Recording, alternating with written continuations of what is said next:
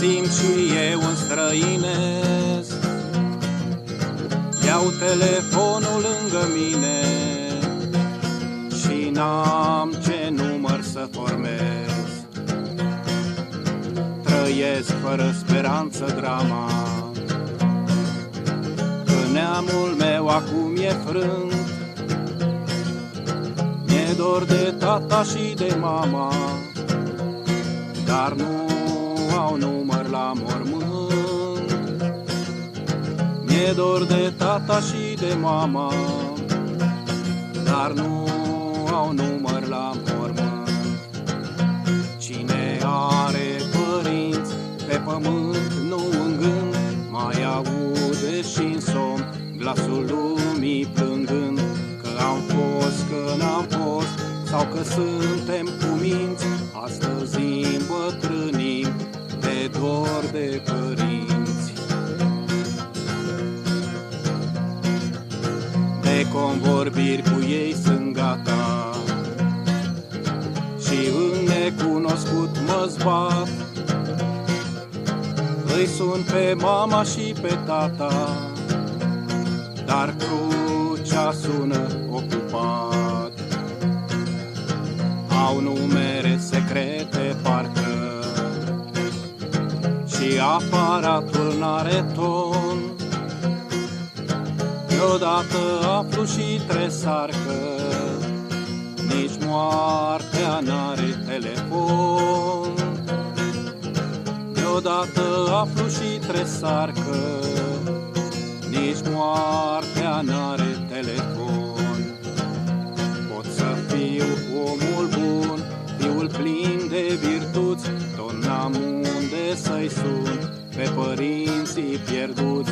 După cât mi-e de dor și la cât m-au iubit, cred că numărul lor este plus infinit. Mi-e dor de voi, părinți din moarte,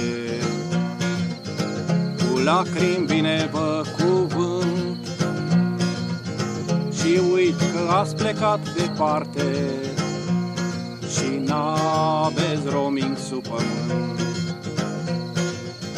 Formez un număr oarecare,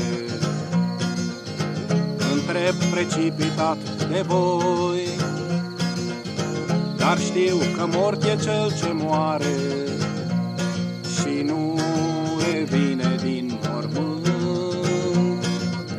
Dar știu că mort e cel ce moare și nu revine înapoi. Pot să fiu omul bun, fiul plin de virtuți, tot n-am unde să-i sun pe părinții pierduți. După cât mi-e de dor și la cât ne-au iubit, cred că numărul lor este plus infinit. Și vai de atâta timp încoace, vă chem și-n visuri să vă ascult, dar iarba pe morminte tace, cu număr desfințat de mult. Și dacă o să ține minte, probabil când o fi să mor, am să vă caut prin centrală cu număr de interior. Am să vă caut în morminte cu număr de interior. Cine are părinți pe pământ, nu în gând, mai aude și somn glasul lumii plângând, că am fost, că n-am fost, sau că sunt